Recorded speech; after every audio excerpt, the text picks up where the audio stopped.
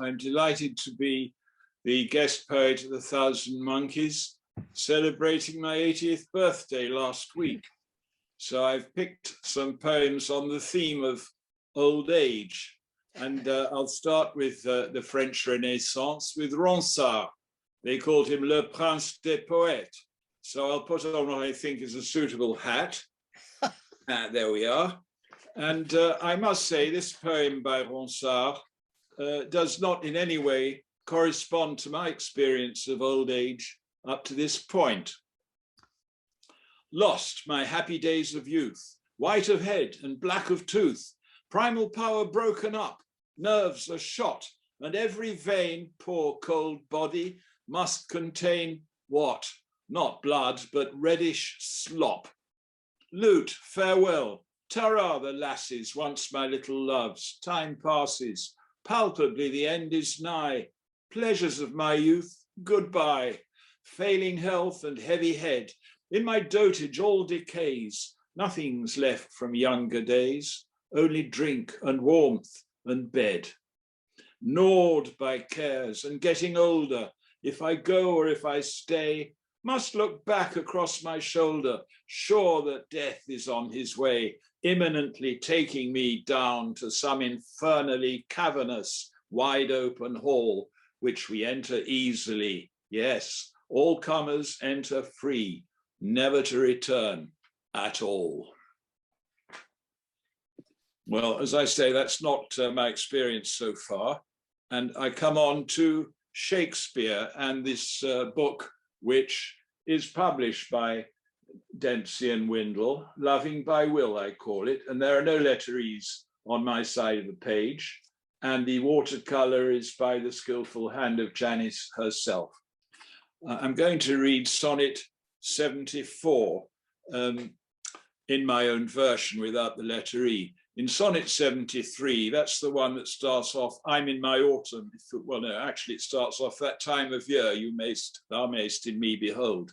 It is depressing, but then he recovers from that in 74. And I've headed it, my body will pass away, but not my soul, not my words. Just do not worry if a hand distrains without all bail to carry will away. A fairer cruel still my work sustains, which as a talisman with you shall stay. You'll look at this, you'll look at what I paid, put out for you, a sacral gift today. In lowly dust, my dust is duly laid, my spirit's yours, and that's what soars away. What you will count as lost is worldly trash, foodstuff for worms, my body laid in ground, poor victim of a dismal coward slash, not fit for you to wrap your thoughts around.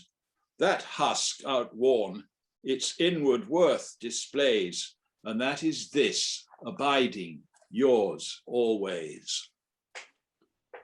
So that's our national bard. I'll come down to more or less our own time now with the Mexican poet Alfonso Reyes, which is my most recent book.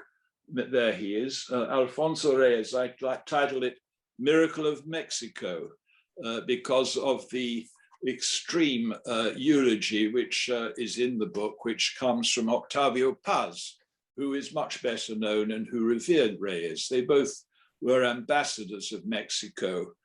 And I've chosen a sonnet called Death with No Money. You remember that in the ancient world, they would put a small coin called an obol on each eye, which was the fare for when you got to River Styx, for the ferryman to row you across. Death with no money. The boatman on the shadow shore kept souls in order with his oar.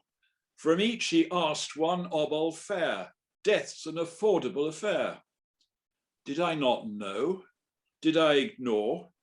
My fault? Whose fault? I couldn't care. The fact is, I had not one shekel, groat, sestus, drachma, kopeck, nickel. There's no prestige in non-provision.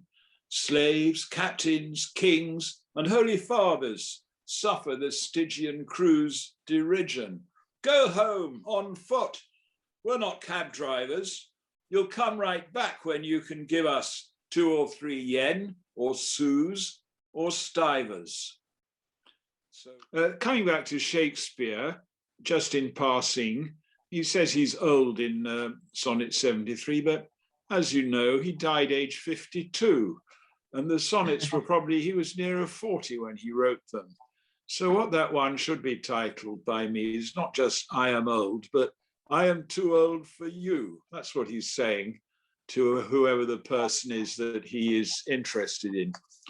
So carrying on with my program, this is a CD, in fact, it's a pair of CDs, and it is witty songs composed by a living French composer, Isabelle Aboulker, Aboulker. I cannot recommend it too highly. It's actually a pair of CDs. The songs were written in French, and the singer, Julia Cogan, a wonderful coloratura soprano and good friend, asked me to put English words to the same notes, which is an interesting challenge. And so this is the 2 of them here, Isabelle Aboulker, there we are, and Julia Cogan. So you can imagine I was quite willing to do this for them. And several of that. So what you've got is a set of 2 CDs. In one, the songs are all sung in French by Julia, and in the other, they're sung in English by Julia with exactly the same notes, rests, and so on. And several of them are by La Fontaine. So we're back in the 17th century.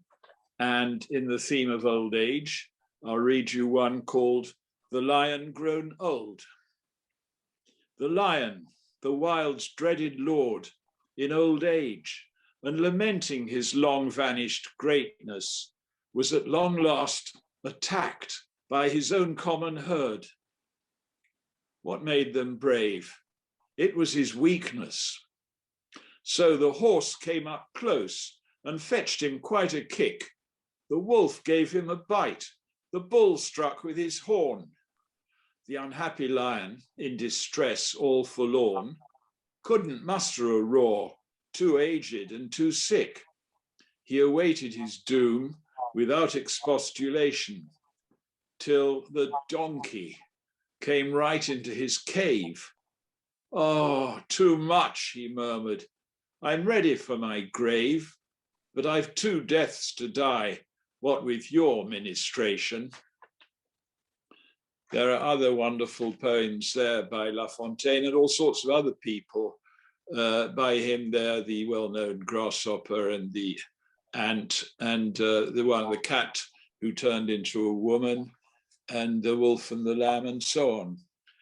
I'd now like to come down to the 19th century, still in France. The poet is called Auguste Barbier, the august hairdresser, if you like.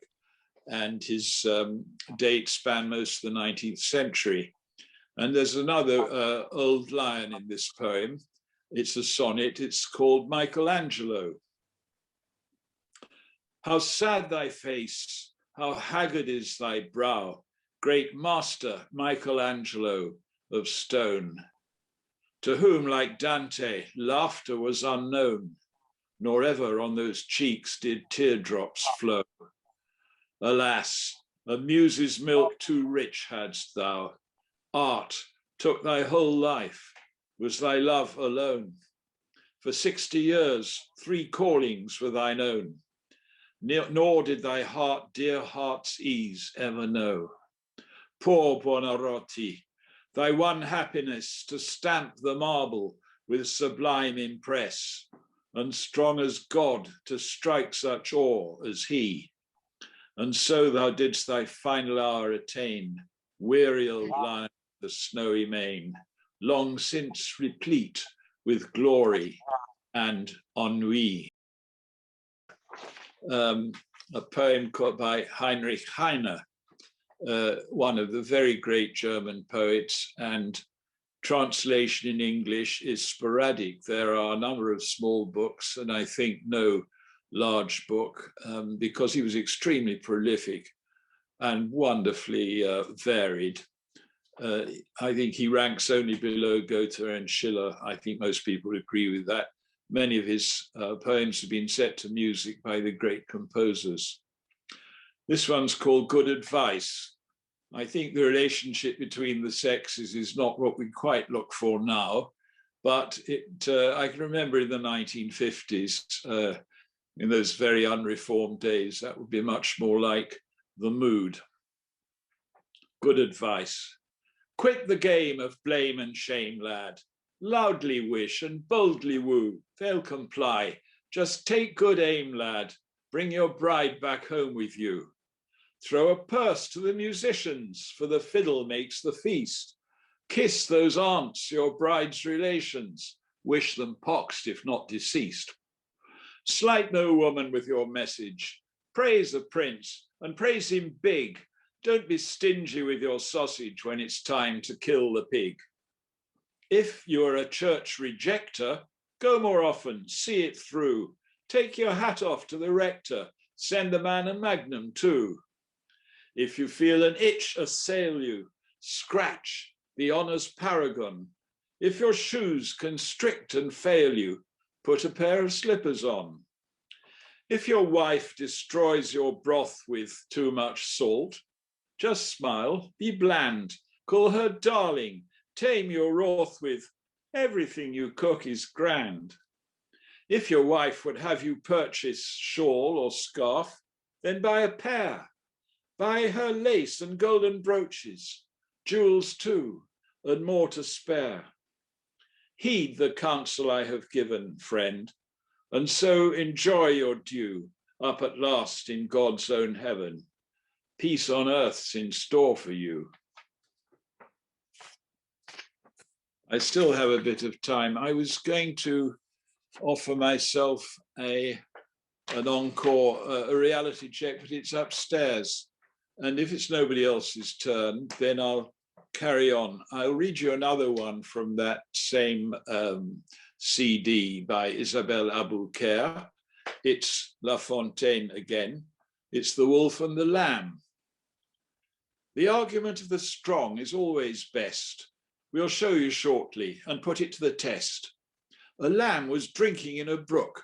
Pure water is the best thirst quencher. A wolf who hadn't fed was in search of adventure, and being hungry, he came for a look. Who made you so unwise as to stand in my fountain? Said this beast, whose fury was mounting. You'll pay the penalty for your temerity. Your grace, replied the lamb, let not your majesty work yourself up into a lather. But your grace might consider rather where I am standing. If you look, I drink the brook some 20 meters further down, sir, from which we must conclude in no possible way can I disturb your drink today. You disturb it, the cruel wolf gave his answer, and you have done me wrong, slandered me for a year. But I was not yet born, wasn't here, the lamb replied. I'm not weaned from my mother. If it's not you, then it's your brother. I've not got one. It's then one of your own hounding me, one or the other, you, your shepherds and your curs. I've been advised. I must have my revenge. And with that, he seized him and withdrew into the woods and ate him up without delay or further ado. There we are.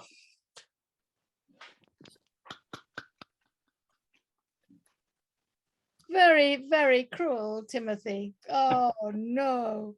We were just reminded of, you were kind enough to invite us to the launch of the French Institute. The French Institute of your big Robel Desnos, that magnificent huge, tome. We've got it here. Yes. And we've also got this, which is Desnos. Can you see it? Yes, oh yes. And it beautifully opens up with yeah, this is a CD. Again, I think.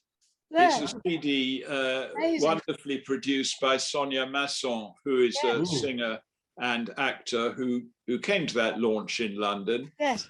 And she made this CD of a number of Desnos poems and texts with singers and with her theatre group, which is called Le Lampion. Lovely. And every CD packet is presented with unstinted. Really handmade. Goodness me, it's lovely. Yes. Yes, beautiful. Lawrence Hart of Rodgers and Hart fame was related to Heine too. Very distant. Right. So it was right that, you know, great composers should put him to music. Seen as Yes. art Yeah. with wordplay and everything like that. Well, it's been lovely. It's been lovely to listen to everybody. You haven't got a Robert Desnos there to send us on our way, have you? Well, I have a look. I'll see what I can You're do. Robert Desnos incarnate, or rather the incarnation of Robert Desnos. Yes. Well, here's one of his ones for children from story songs. I love them. It's the Snail. Is the day fine? The snail was wondering.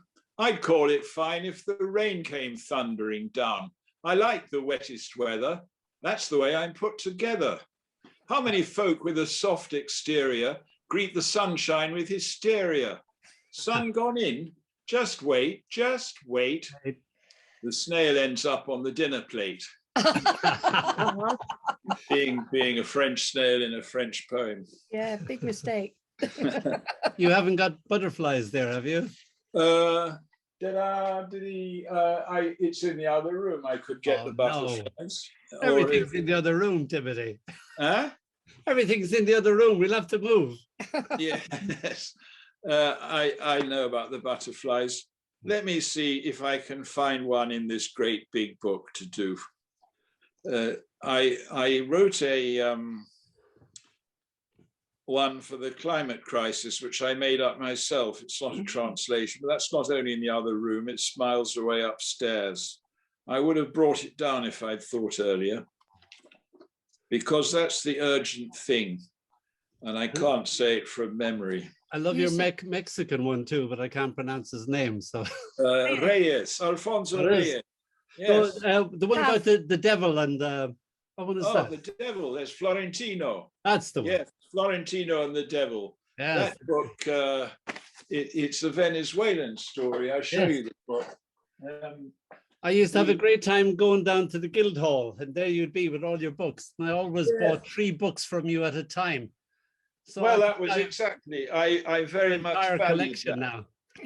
I very much valued that because, yes, I decided that bilingual poetry books don't get a good look in our bookshops, not that you can always find a bookshop these days. And so I collected a number, I mean, especially of my own works, but lots of others by translators and publishers I know or I respect. And you have to, if you're in a craft fair or a craft market, you do have to judge a book by its cover to some extent, because but then again, that is a book, that's part of the object. It should be a beautiful object. It was competing with fabrics and pottery and so on. And I was able to perhaps convince a few people to that there is such a thing as translated poetry, and there are such books. And it was an interesting experience. I went to Guildford several times, as you know, in the Guildhall, and other points around Surrey and in London. I tell you what, I'll read Desnos, The Countryside. Robel Desnos, 1900 to 1945, surrealist, lover, resistant. He was a champion in the surrealists. They regarded him as the prophet of surrealism because of his skill in creating super spoonerisms, which, while apparently asleep or under hypnotism. Anyway, the interesting thing with him was how surrealism, which is essentially playful and imaginative, how you got from that to being a resistance poet as the political climate worsened, and he wrote great poems against the occupation, and eventually he was deported and died at Terezin. the very first poem, these are hundreds of poems in this book. I don't know how I did it, but he is the most exciting French poet of the 20th century for me, without doubt. The very first one I discovered in an anthology. It was from the time of the occupation, a sequence called Contre, which you could translate as against the grain or back country. And this one is called The Countryside. It's a sonnet. I dreamed of loving, still I love, but now love is no more that rose and lilac spray whose perfume filled the woods where each pathway led on directly to the blazing glow. I dreamed of loving, still I love, but now love's not that storm whose lightning kindled high towers, unhorsed, unhinged, and fleetingly would set the parting of the ways aglow. Love is the flint my footsteps sparks at night, the word no lexicon can render right, foam of the sea, the cloud across the sky. Old age makes all things fixed and luminous. Knots are unraveled, streets anonymous, set in our ways, the countryside and I. Je me sens me roidir avec le paysage. And again, when he says old age, he actually died, he was taken from us age 45. So he was perhaps not speaking in his own voice there. I don't want to, I think it's best to leave people wanting more than wanting less. So that was amazing. Thank you very much. We know you would talk to us all night about Desnos if you could, if we had the time. And it has been lovely to hear everything, all of it. And we hope you'll invite us to your 90th. Yes. Well, yes.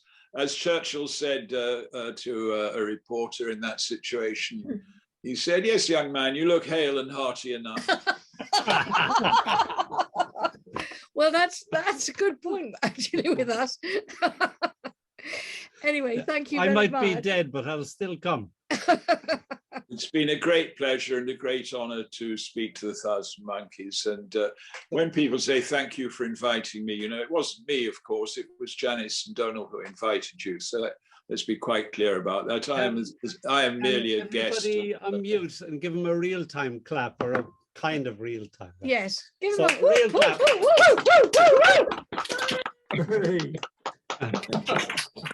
That should keep him going till his 90th year. And thank you to all the people who've joined in and read so lovely poems. It's been a very good evening. Thank you. Thank you. Yes, thank you very much. Thank So, you, everyone. with a happy birthday. Happy New Year, everyone. I was very disappointed that you didn't make the honours list, Sir Timothy. You would have made a fine Sir Timothy. Yes. Translator poet is not a, don't usually, There isn't a category for it. There are not enough of them. That's what I mean. You're it. So, you know, you would have definitely got the knighthood. Well, if I were, I would say it was only because of all the other people who helped me to get there, such as yourselves. No, it's been very, very nice evening, and I'm going to end it now because otherwise we will go on all night, and I might have another scotch, which is very bad for me. So. And I might have another ginger ale. It's not fair. Good night, everybody, and thank Good you night. very much. Happy birthday, Dave. Bye-bye.